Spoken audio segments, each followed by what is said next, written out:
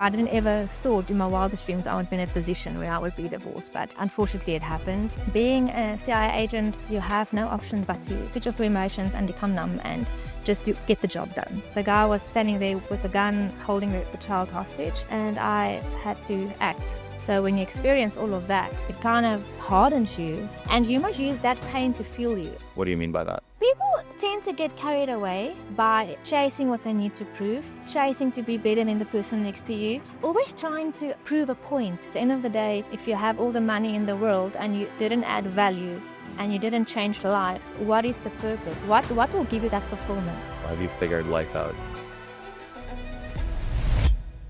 In this video, I'll be asking a 43-year-old woman from South Africa about her biggest mistakes in life and her advice for her younger self. How old are you? I'm 43. What does it feel like to be 43? Amazing. You realize that now is the time to do everything you've always wanted to do because you've got the knowledge and the wisdom to do that. Your 40s is a very good age in your life. Do you think that most people who are around your age feel the way you feel? I think it's a mindset, and it depends. Majority, yes, definitely. I think they feel good, they feel positive. But there's also those that, don't make the best decisions and then they end up regretting things. And in your 40s, you realize that, okay, you wake up and it's like, now I need to do something with my life. Is there a decision that comes to your mind that you made in your life that might not have been the best one? I refuse to call it regrets. Every bad decision, it's the outcome. It's how you deal with it, how you handle it. And that is what helped me being an entrepreneur, is by making wrong decisions, how to rectify that. And that taught me problem solving by making those wrong decisions. So decision making is important, but even a wrong decision making is not necessarily a bad thing. Right. It just depends how you come out from it, right? It's the outcome, how you deal with it. What is a, let's say, bad decision that you made that you learned from? Working for the South African police force many years ago, in situations where you had a crime scene, where you act out of fear, where you make wrong decisions. So it's very important to always stay calm and to assess before you act, yes. Are you able to disclose an example of that? But I was called out to a scene in South Africa where it was a drug bust many years ago, and there were minors involved. And to me, being a female, I'm emotional about kids, and I got emotional. And the guy was standing there with a gun, and he was about holding the child hostage, and I had to act, which I'm not proud of that. Like, there was other ways to dispose of the situation, right. But in that moment of time, you just step in and you're in survival mode, and you end up making wrong decisions, if that makes sense. Did you dispose of the problem? Yeah, yes. Well, I was taking care of the problem. I understand. Not necessarily the best way, but yeah. Did you want to join the police force? Was that something you were pressured into doing? It was a choice, and I was invited. What happened was I was robbed in my parents' house. I was 19 at the time. I was home, and I got robbed by intruders, and they tied me up, and it was a horrible story. And then the police came. I became friends with one of the policemen, and I told him that I want to join as a reservist, and I want to help them find these people that robbed us and nearly killed me. And yes, and I worked with them as a reservist, and within 6 months we arrested the people, and it was a high-end criminal in South Africa. He was on the run for 7-8 years.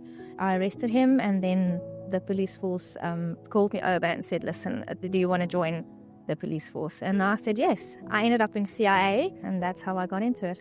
They broke into your house and tied you up? Mm-hmm. Oh my God, it's crazy. I can't imagine that. So that was the motivation for going into it. That was the motivation. I never planned to do that. To become a dancer, that was my dream, to be a dancer in entertainment. And that actually helped me, because working as an agent, I could use being a dancer as my cover. Can't tell anybody, right, when you're working in this job that you're part of it? No, not at all. It is top secret. How do you spend 7 years of your life doing something that nobody knows about? Like, how did you personally deal with that? Being a CIA agent, what got to me was you have no option but to be, switch off your emotions. And that to me was the biggest challenge, is to switch off your emotions and become numb and just get the job done. I mean, we worked with child trafficking. We've worked with children that was raped and abused. So when you experience all of that, it kind of hardens you. I set my emotions off, and I told myself it's not about the situation, it's about the end result. So the situation now becoming emotional ain't going to change it or make it better. So switch off your emotions, get the job done, and the end result will help the victims.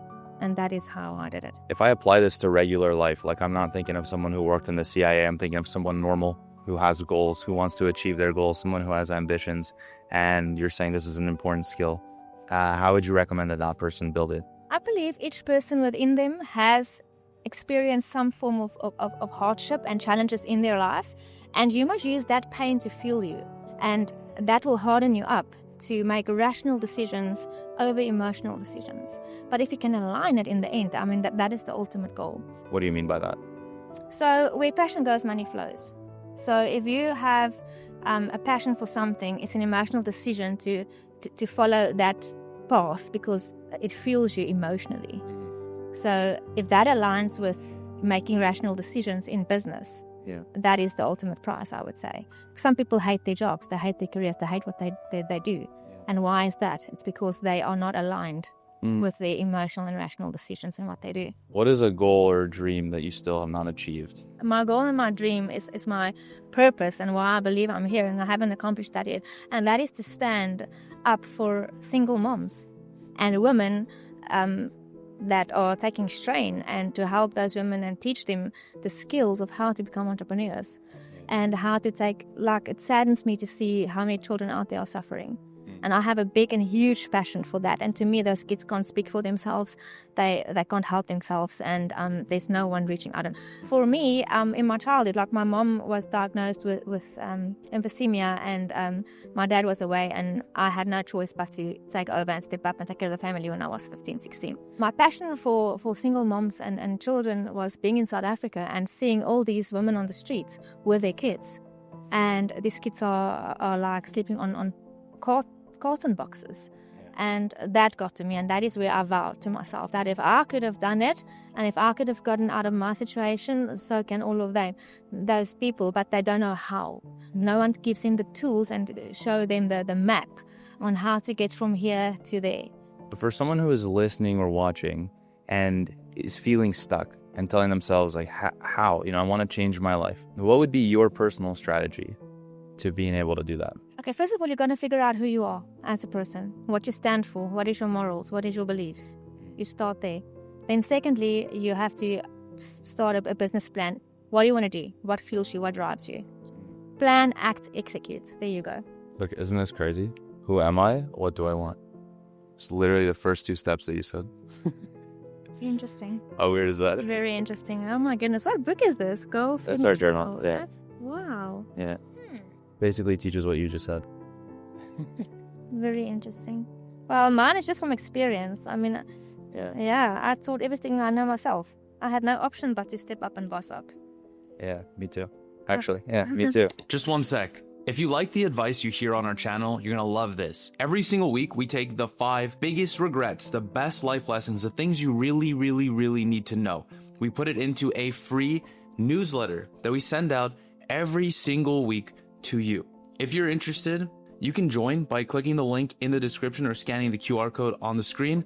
It's totally free, and every single week you'll get amazing life advice like you see on our channel straight to your inbox.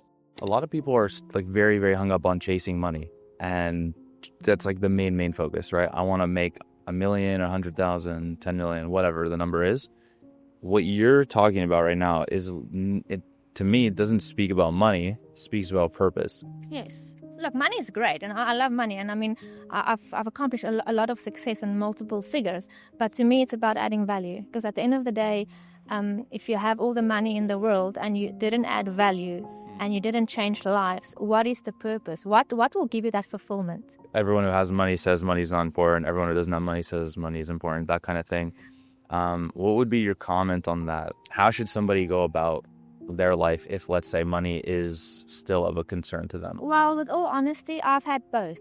I've lived the richest of the richest, and I've been rock bottom, down and out, like almost on the street, if not on the street. And yes, money is important because money makes life easier, and with money it can change lives, and so it's definitely important. And your advice is basically balancing it by adding value. Yes. Your why. Yes, your why. Can your why make you a lot of money? Yes. If you believe in your why, it can make you a lot of money, 100%. It's about your ability to believe in what you're offering to the people and the confidence you are doing it with. Like, I ask this question to a lot of people. Have you figured life out? Do you feel like you have? I don't think anyone has ever figured out life in general. I think there's so much to life that it's humanly impossible to figure out the concept of life. However, in my very young age, I've experienced a lot and I've lived multiple lives, as you said. So, yeah, and I think with experience comes knowledge and wisdom. Yeah. So I've gained a lot of that. But have I figured life out? Absolutely no. I'm still learning every single day. Are you married? No. Have you been married? Yes. How long were you married for? How long was it? 13 years? 13, 14 years. 13, 14. Yeah. Can I ask why it ended? For us, it was just that he was a pilot and he was away more than he was home. And it's not healthy for any marriage where you're married to be, united and you're always together and he's never there. You end up being married to yourself. So that was our biggest challenge.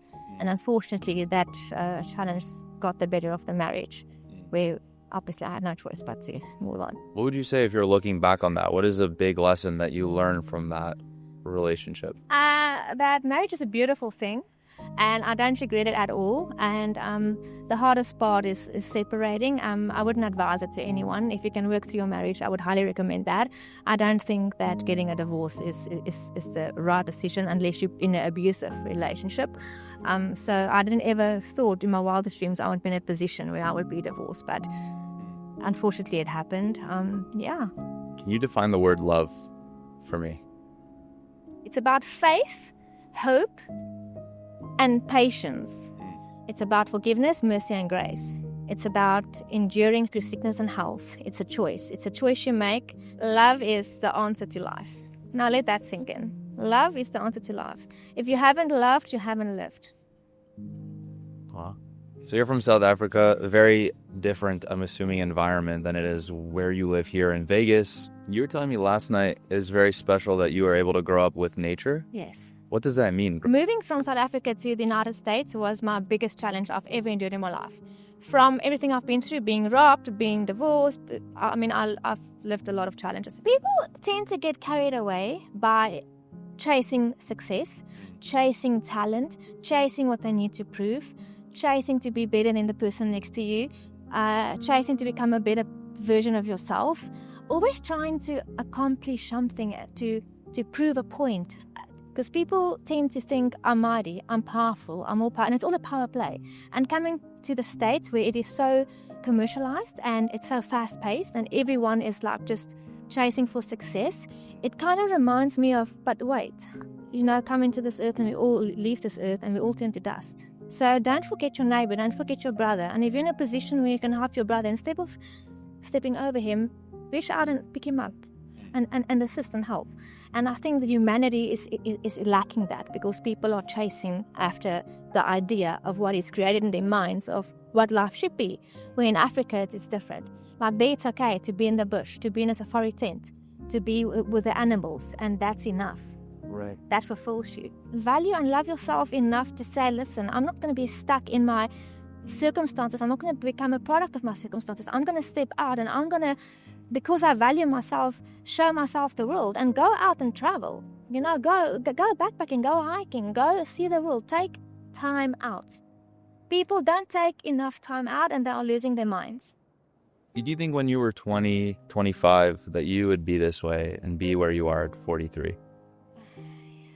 Yes and no, because I'm very proud to say that I've accomplished every single goal that I've put my mind to, and for that I'm very grateful. But I would never thought I would be in America, immigrating, being divorced, and starting basically from scratch in America. That I never thought. Yes, that's a big challenge, but it's amazing, and I'm embracing it. I'm looking forward to it. What does that tell you about life? It's full of surprises, and you never know what tomorrow can bring. That's why be in the present. If you live in your old life and you hang on to your past life, you're gonna continue being sad. If you live in the future, you're gonna become anxious. So live in the present. What is one thing that you worried about a lot when you were younger, and as you got older, you realized wasn't that important? Being too hard on yourself. If I could go back to my younger self, one thing I would tell myself is, hey, it's okay. Have more patience. Because in my first 30 years of my life, I was just go, go, go, go. Accomplish, mission achieved. And now it's like, no, just have. And if it doesn't happen soon enough, people become impatient and they just give up. They're like, oh no, it's not for me. We're all on different paths and journeys. And for some it happens overnight, and for others it happens 20, 30 years. But what I can promise you is if you never give up and you stay consistent and you just keep on going and you just don't ever stop, I promise you that your breakthrough will come. Whether it's now or 20 years or 30 years, it will come. But if you give up, then it's done. Then there's no turning back. So just don't ever give up on what you believe in and what you want to accomplish. And the only way you fail is if you quit. Yes. For you, what is a truth you have learned about life that you wish more people understood? That life is about relationships. And life is about the beauty of what you're surrounded with. That is your biggest blessing. If you can acknowledge your health and the beauty around you and your relationships with the people, if you can just realize that is more important than living in the mindset of me, myself, and I. People will never remember what you've done in life. People will never remember what you've accomplished, but they'll always remember how you made them feel. Thank you so much. Thank you so much for your time. I appreciate it. Thank you.